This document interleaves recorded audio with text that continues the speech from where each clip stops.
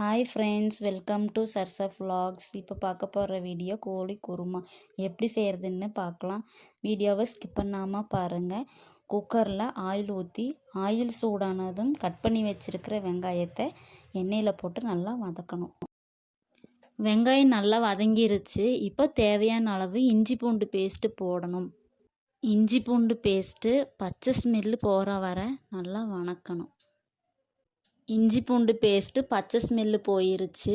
எண்ணெய் நல்லா பிரிஞ்சு வந்துருச்சு. இப்போது சின்ன வெங்காயம், பச்சை மிளகா 5 கொரகொரன்னு அரைச்சது அதையும் போட்டு நல்லா இலக்கி விடணும். கரம் மசாலா 1½ ஸ்பூன் போட்டு அதையும் நல்லா இலக்கி விடணும்.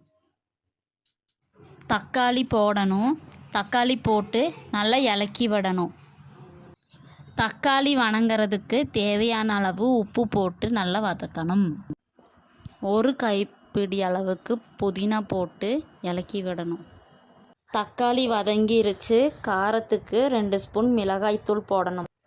தனியாத்தூள் 2 டீஸ்பூன், 1/4 டீஸ்பூன் மஞ்சத்தூள் இதெல்லாம் போட்டு நல்லா பச்சை ஸ்மெல் போகிற அளவுக்கு வதக்கணும்.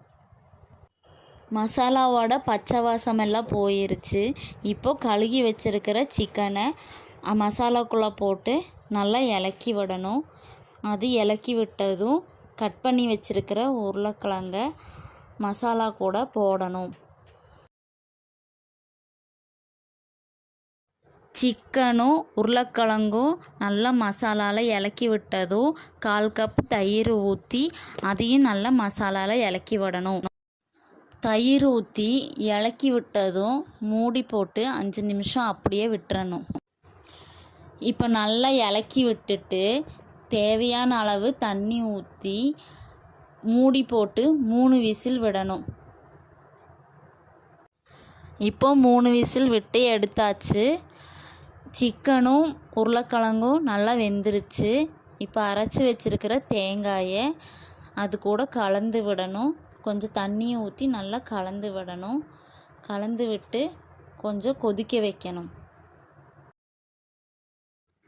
இப்போ நல்லா கொதிச்சிருச்சு. கடைசியாக மல்லி இலையை தூவி விட்டால் கோழி குருமா ரெடி. இந்த வீடியோ பிடிச்சா லைக் பண்ணுங்கள், கமெண்ட் பண்ணுங்கள், சப்ஸ்கிரைப் பண்ணுங்கள். தேங்க்ஸ் ஃபார் வாட்சிங்.